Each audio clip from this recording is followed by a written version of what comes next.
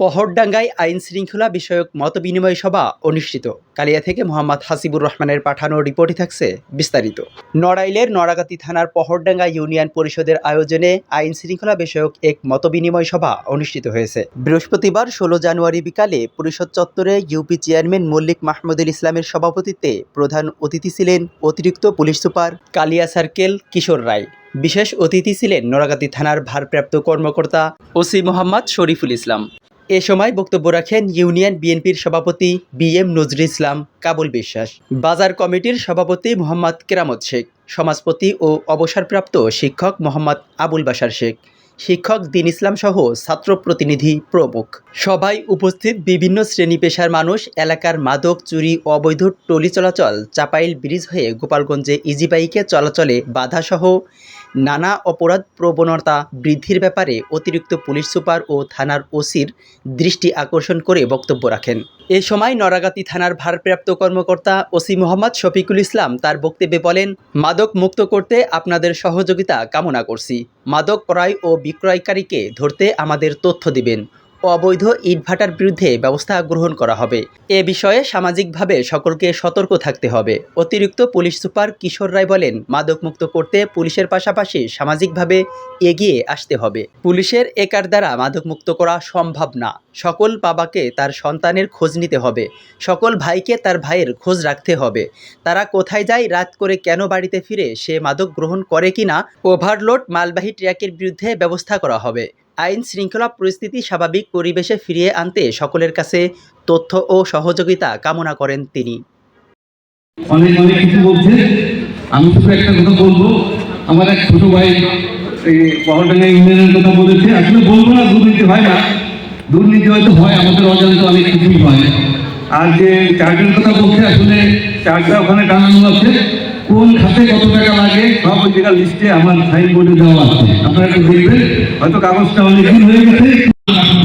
এখন এই মাদকতা সাপ্লাই দিচ্ছে, আমিও জানি, গ্রামে সবাই জানে, কিন্তু এখানে কথা বলতে না, আমি কথা বললাম, কিন্তু এই আমাদেরকে অনেক ধরনের সুচারু চিন্তা ভাবনা করতে হয়।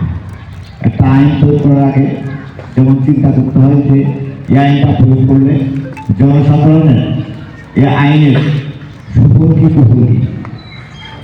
তবে অত্র অনুষ্ঠানের মাধ্যমে আমি আপনাদেরকে একটা মেসেজ দিয়ে যাব যে অত্র ইউনিয়ন ভৌগোলিকভাবে খুবই গুরুত্বপূর্ণ একটা ইউনিয়ন। সেটা হচ্ছে প্রথমে বলবো যে চাপাই যে অটো ব্যবসার বিষয়ে এই অটো রিক্সা যারা চালায় তারা, আমি সদর থানার ওসি স্যারের সাথে কথা বলবো, অচিরে এই সমস্যা নিরসন হবে ইনশাল্লাহ। অচিরে এই সমস্যা নিরসন হবে।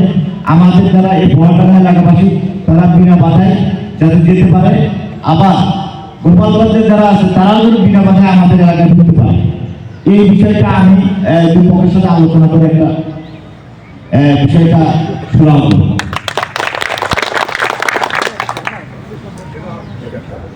ইট ভাটায় যে গাড়িগুলি যায়, আমার কাছে কমপ্লেন আগে এসেছে যে ইট ভাটায় যে বহন করে মাটিগুলি, এই মাটিগুলি রাস্তায় সবচেয়ে বড় রোড ওই জায়গা থেকে সংশোধিত হতে হবে।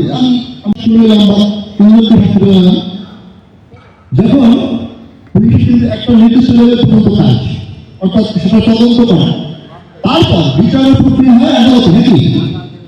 আচ্ছা, যখন বিচারের জন্য ওই সাক্ষীকে ডাকা হয় তখন সেটা ঘটনা আদালতের পক্ষে 4 বছর পর হয়ে যায়। ওই সাক্ষী বিভিন্নভাবে বাস হয়ে যায়। যে মাদক সেটি অপরাধী যাকে আমরা ধরলাম, সেই দেখা গেল যে ওই সাক্ষীর বাড়িতে গিয়ে বাজালো, কাগালো, আসলো একটু দিকে, অথবা কিছু টাকা দেয়, অথবা ভালো ভালো শুরু করে যে কোনো হয় না। পরে ওই সাক্ষী যখন আদালতে যায়, আদালতে গিয়ে বলে আমি তো কিছু দেখি নাই, আমাদের পুলিশে মামলায় তুমি একটু সরকার কাগজে সই করতে আমি তো সই করলাম। এখন কি হবে? ওই মাদক শুনে কি হবে বলেন? প্রোগ্রাম করে আপনারা যারা বক্তব্য দিলেন তাই দেখে ক্ষতি করে দিলেন। ও আদালত থেকে বের হয়ে বুক খারাপ করে বলতে আমার কিছু বলে না, ও আবার ব্যবসা শুরু করবে। ফলে বক্তব্য সমাজ করে আমাদের এটা করা উচিত, ওটা করা উচিত, উচিতে সীমাবদ্ধ হতে চলবে না, ধরে দেখাতে হবে। এটা আমি যে পানিগুলো ধরা ওগুলোকে একটা রোড খুলেন ধরেন, একটা রোডের গাড়ি ধরেন, আর আমরা আপনাকে ধরবো। ইমাম হাসান, ই টেলিভিশন।